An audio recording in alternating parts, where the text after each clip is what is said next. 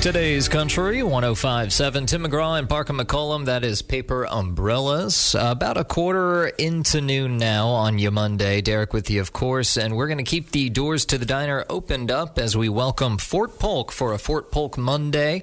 Tommy Morris, Emergency Manager at Fort Polk. How you doing today, sir? Doing well today. How are you? I'm doing just fine. And you've been here before, is that right? Yes, I've been here on numerous occasions. You're talking to Micah about emergency preparedness, Emergency preparedness, yes. Specifically today, we're going to talk about September is National Preparedness Month. Okay.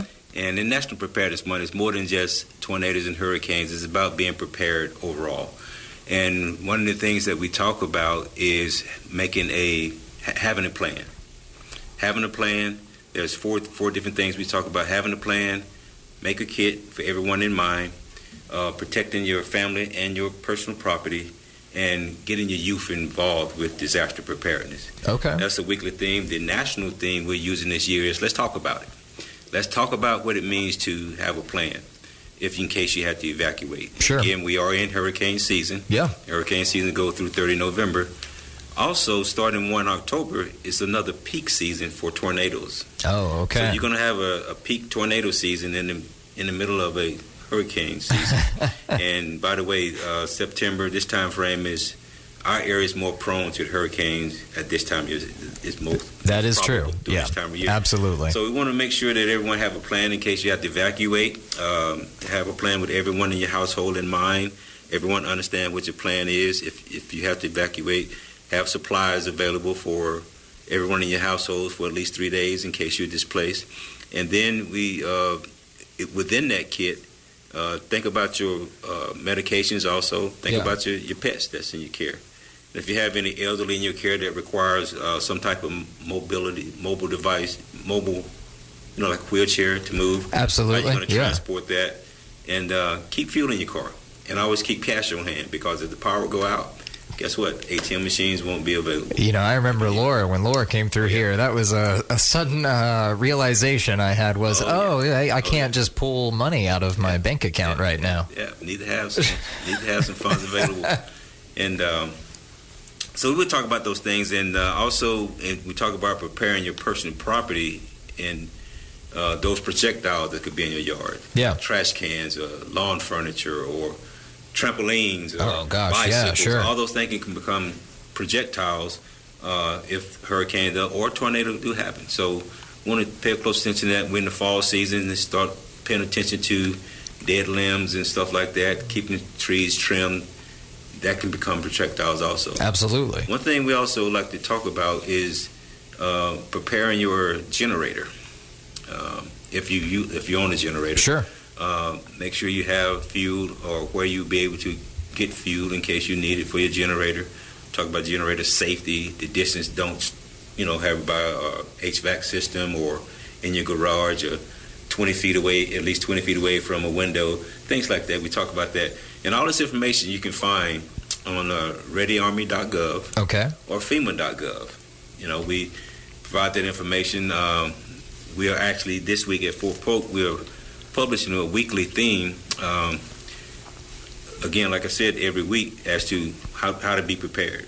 That's going out to all users of the community. We also put information out at what we call the Warriors Information Exchange. On a monthly basis. The information goes out. Newcomers briefing is briefed. We also use the Guardian newspaper to get out information. And we depend on you guys very, very heavily to get the information out as well. So, we want to make sure everyone is prepared and, keep those things in mind as we enter into another tornado season during National Preparedness Month as we prepare for hurricanes at the same time. That's right. We're on the tail end of hurricane season, but like you said, it's still here. It's still here. We're not out of it yet. Not out of it. It's the peak season for this area. That's right. At this particular time. So, with that, like I say, tornado season is coming up again. You know the difference between a tornado watch and know the difference between a warning. We also want to talk about sheltering if you have to shelter in place. There's 3 levels of shelter. People always think that shelter in place is just that. Yeah. But sheltering is actually 3 levels of shelter. You got shelter up, shelter in, and shelter down. Oh, okay. Okay. So shelter up is when it's like for flood. You want to get to the highest level that you can for the flood. And shelter in is anything that could become a contaminant from the outside air, like through your HVAC system. That's when you want to shelter in. And you want to shelter down in case of tornadoes and high winds. Okay. Get into a bathroom or some room that's away from windows, a closet and so forth. Yeah. So it's 3 levels of shelter. So you got to know your situation. You got to know what you're faced with in order to shelter the right way. Our parish partners, we call them Vernon and Beauregard parishes to the north and south of Fort Polk. They're very good at putting information out to the public. Ken Moore is very good at Vernon Parish, and Scott Greenman at Beauregard Parish, Homeland Security Office. They're outstanding guys, and they get the information out of them and their team. Yeah. So we're very in tune with one another. The information goes out very well. We stay in touch with the National Weather Station. We have 18 Weather Squadron on the installation, providing information for the weather out of Lake Charles. So we're aware we have a very robust severe weather plan that we use out there at Fort Polk, and so we just want to make sure everybody's prepared. Absolutely. During this time of year, and think about your fires. Again, we're talking about National Preparedness Month. Your fire alarms in the home, your smoke detectors, and so forth. So make sure the batteries are changed. The filters in the air conditioning units are changed. Yes. Now we're coming into a season where the weather's changed. You're about to switch from air to heat. And if you notice, you may not notice, but sometimes you can, when you switch over from cold to hot, you can smell like something burning. Oh yeah, you sure can. 9 times out of 10 is because those filters need to be changed, or you got something like that. But again, we just want to talk about being prepared at all times. And the key thing again is to just have a plan. Yeah, absolutely. Have a plan. Build that kit. You can prepare a kit for your home, your office, as well as your car. So, and again, with everybody in mind in your household, don't forget about the pet, because they'll let you know. And and in building your kit, it is great to do it before you actually need it. Because it's every time when there's any sort of imminent weather system approaching, you try to get those last minute things you might need, and so is everybody else in town. So if you take advantage of a time like today where everything is relatively calm, that's right, and get the things you need that are available to you, that's and right, then you're ready to go. You just put it up in case you need it. In case you need it, exactly right. Everybody, when it happens, they're panic buying. Exactly. They're panic buying, and you can barely find anything that you need. But keep that kit, like you said, prepared early, and make sure everyone know where it is. Yeah. And everybody has a role within the household, all the way down to the kids. Even the dog have a role. The bark and let you know, don't forget about me.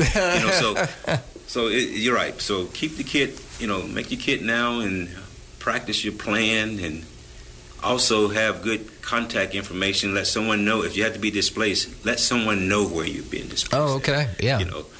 Get all your important papers like birth certificates, Social Security cards, and insurance policies, and all that. Have it in a fireproof box that you carry with you if you have to be displaced. So just being prepared. And this same information can travel over into your workplace. It can travel over to the schools as well as your home. So knowing your evacuation routes in case you have to evacuate. Yeah. That's going to require paying close attention to the information that's being put out at different forms of media and so forth. So it's all about being prepared. Absolutely. And those websites, again, you said FEMA.gov. Yes, you can go to FEMA.gov. Okay. Or ReadyArmy.gov. Okay. And it's going to tell you everything we're talking about now, you can find that information there, as well as other very resourceful information. Information to get kids all the way down to the age of 2 involved, even by coloring. It's getting them involved because they're learning something. Absolutely, yeah. So all those resources are there at those 2 websites for everything you need to know for us preparing for disasters. And actually, when you go to FEMA.gov, it's going to tell you that September is National Preparedness Month. It's going to tell you the things that they're talking about. It actually has a calendar for each month that it has a focus on being prepared. Okay. And the information for that focus is there as well. So as long as you go there, keep up with the information that's out in the public when it's put out, knowing how to receive the information, your warnings. In Fort Polk, we have a mass warning notification system that we alert the public. We use all users. And again, we depend on the radio stations and the television stations to help us get the message out. Absolutely. So use the information that is available to you when trying to put together your plan and your plan to be prepared for any upcoming weather we may have. Right. And there's some very good apps out there also, like Nixle. That information, you plug in your phone number and your zip code. Yeah. It'll give you information pertaining to weather in that location. Absolutely. Time now. So just be prepared. Just be prepared. Yeah. Yes, sir. Thanks for listening to The Diner. If you like this episode, be sure to like and subscribe to the Today's Country 105.7 YouTube channel. Download our smartphone app to take advantage of our live stream, and always keep your radio tuned to Today's Country 105.7. I'm Micah Pickering. Thanks for pulling into The Diner.